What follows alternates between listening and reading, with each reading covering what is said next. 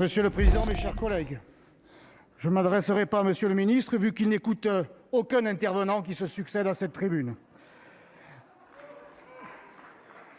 Est-ce que le pass protège réellement? La réponse est non.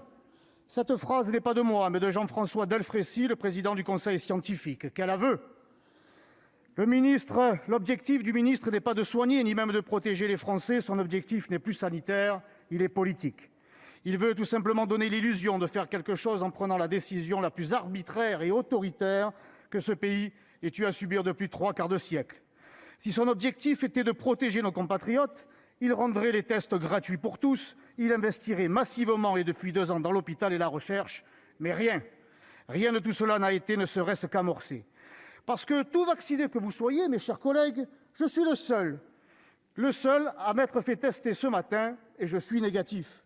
Je suis en mesure d'affirmer que je ne contaminerai personne ici. Qui, dans cet hémicycle, peut en dire autant?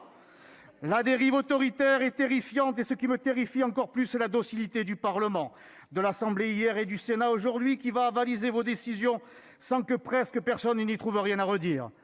Que les élus, que les députés de La République En Marche soient des godillots, on le savait. Mais que la majorité de droite du Sénat vote ce texte sans prendre en compte les atteintes irréparables commises sur nos libertés, c'est plus qu'inquiétant, c'est mortifère. Oui, vous êtes en train de martyriser la démocratie et la liberté. Vous faites de 5 millions de Français, dont je suis, des sous-citoyens, des non-citoyens. Qu'avons-nous fait pour mériter un pareil châtiment?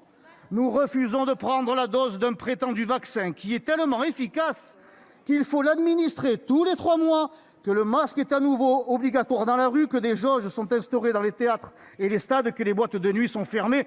Bravo, quelle réussite! Nous n'en voulons pas? Qu'importe! Le ministre nous l'impose de façon déguisée, alors même que le Conseil d'État s'y est opposé en ces termes.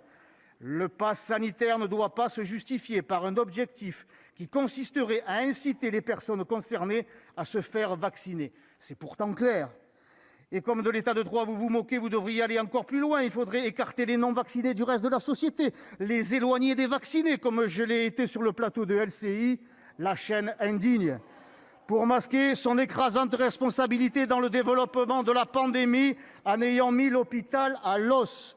La stratégie du gouvernement repose sur la division en désignant des boucs émissaires conduisant à la mortelle division des Français. Sachons nous rappeler de la citation de Benjamin Franklin qui correspond parfaitement à ce que nous sommes en train de vivre.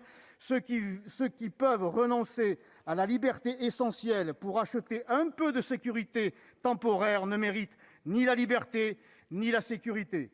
Alors, mes chers collègues, en votant ce texte infâme, vous assassinez nos libertés sans assurer notre sécurité. Ce texte est une honte pour vous, pour la République et surtout, surtout, pour la France.